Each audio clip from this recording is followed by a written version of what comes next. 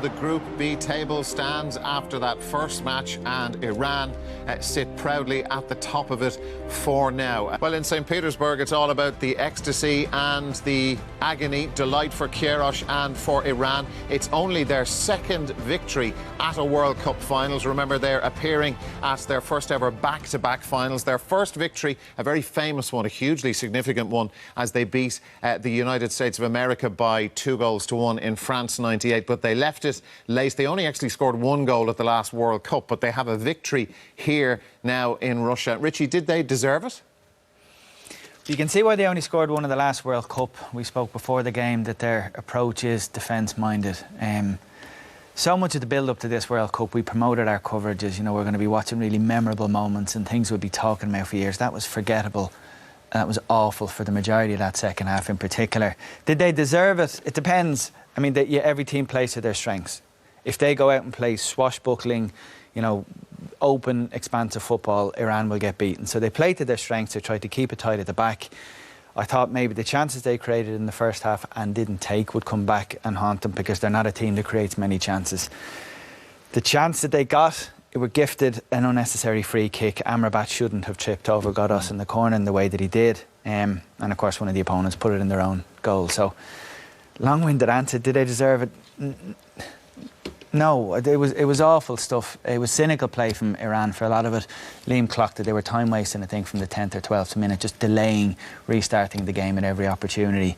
But Morocco, in the chances and semi-chances they created, they didn't take them, so they'd be gutted. Yeah, Liam, I'm tempted to say, you know, look, they won't care one bit in Tehran and other places like that. Oh, World Cup, yeah. You know, they got off to that start.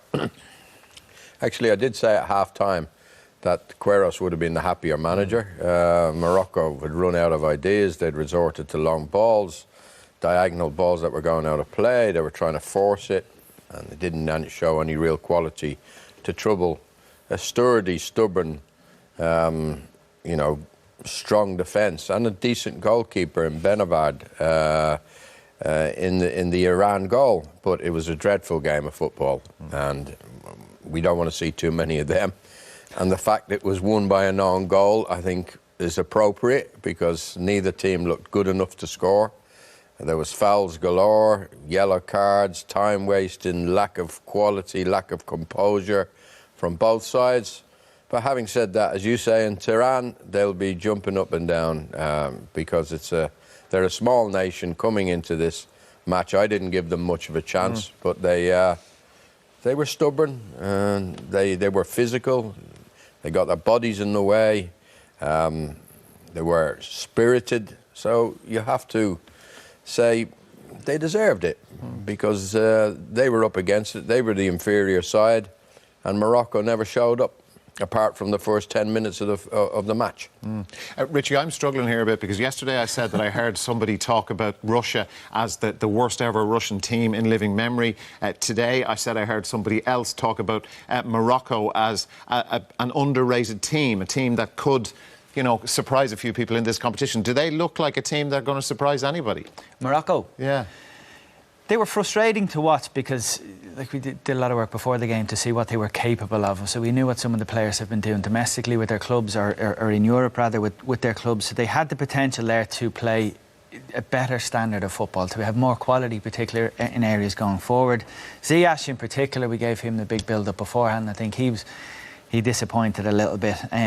Kabi, centre forward up front, he didn't really make much of an impact at all. So they disappointed. I mean, you can assume that their opportunities, or their chances of going out of this group now, are almost zero. Their next two games are Portugal and Spain. So had either of these teams lost, we would have assumed that's their chances of qualifying gone. But remarkable result for Iran. Like, we'll forget the game. The quality, if you want to call it that, was almost non-existent. It was cynical. It was slow. It was stop-start in the second half. But again, like you said, in Iran, this is historic stuff. This is memorable. This is a generation-defining result for them. And Liam, all that sort of cynical play, like even the free kick at the end, the guy was kissing the football and taking his time, repositioned the ball a couple of times. Like when you're on the field of play though, and your opponents are doing that sort of stuff, like does that make you lose your composure? The way to sort it is just take the lead against them, and then they have to hurry up. But you know, does it, a culmination or an accumulation? It looked like they were a frustrated team, Morocco. They never got into their stride. I think it was demonstrated by the two wingers, Hamrit and Aramabat. They got in great positions either to get shots on target or good crosses in, but they didn't. You know, their delivery was poor or their finishing was rushed, and they looked a frustrated team.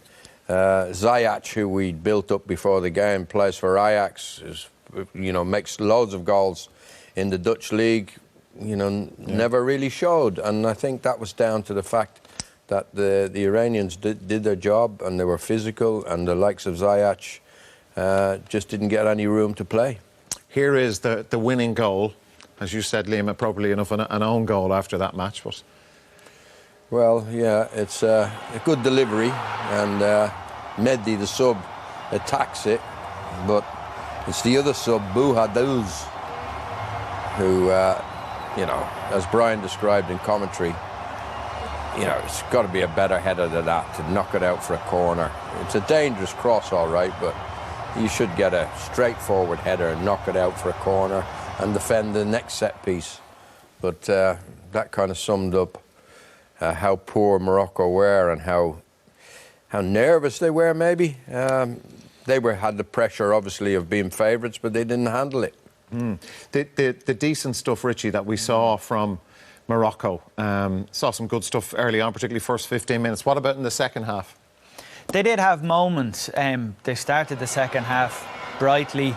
Amrabat gets into space here on the right-hand side. I think he could have been used a little bit better. There were moments in the first half when he got forward in advanced areas. But again, this was the frustrating thing. The final ball just wasn't there. They didn't seem to have the link-up play at all. This is really good play here from Amrabat again. Just rolls the defender, looks up, delivers it and picks out Harit.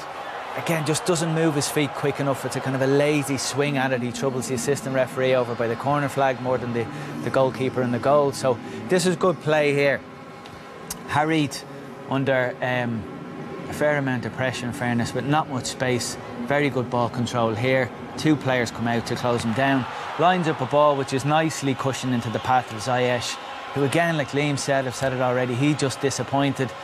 Morocco would have looked to him, like Morocco would have known this is how Iran are going to play. They know exactly that this is it, so they've had months and months to prepare for this kind of a defensive line, and all the slowing down the game and all the cynical stuff, and all they would have expected it, but just the players that were out there with the ability to create space and to provide a bit of quality in attacking areas when they had the moments like there, they just didn't do their job today. And that word, Liam, quality or lack thereof, like people will remember the goal, not just in Iran, but the own goal, but also all the way through the 96 minutes or whatever it was, this lack of quality from both teams. Yeah. We're going to show some clips of how poor, mainly in Morocco, where, there's a long ball from Benatia straight to the Iranian full-back, and that happened time and time again. Misplaced passes, no composure, no guile. Here they get it back again. This lad started off the game well, but he looked brainless in the end. Harit lacked composure, gave the ball away. I thought he looked to be a threat in the first 10 minutes, but he faded badly. There's another bad cross from Amrabat. Real lack of quality. They'll be kicking themselves because they thought this was 3 points in the bag starting off this match. It had to be if they were going to make any impression in the group, and now they look like their World Cup is over. The skirmish in the first half, Iran kept a clean sheet. They had, like at one stage during the qualifiers, I think they went 3 or 4 games without conceding a shot against the team they were playing against. When we saw them defending in the first half, particularly in the first quarter of an hour, you're thinking, how did they manage to have such a good defensive record? No, you thought to yourself that the goal was bound to come. Yeah. The first 10, 15 minutes was good for Morocco. And if they were a bit unlucky, they were unlucky here. This is Ziyech volleying it across the box, ends up coming back to Benatia. But Benavar, the goalkeeper, did his job well. And this was the best chance that they had of scoring, and it fell to their captain, Benatia. But there was a lot of bodies in front of him. I don't think I would blame him. The goalkeeper spreads himself, and he gets a good block in. But that was the nearest they came to scoring. OK, we'll leave it there. Iran, a famous victory for them. They could have a future in this group, you never know. But Morocco, for them, they play Portugal next. It looks like curtains already.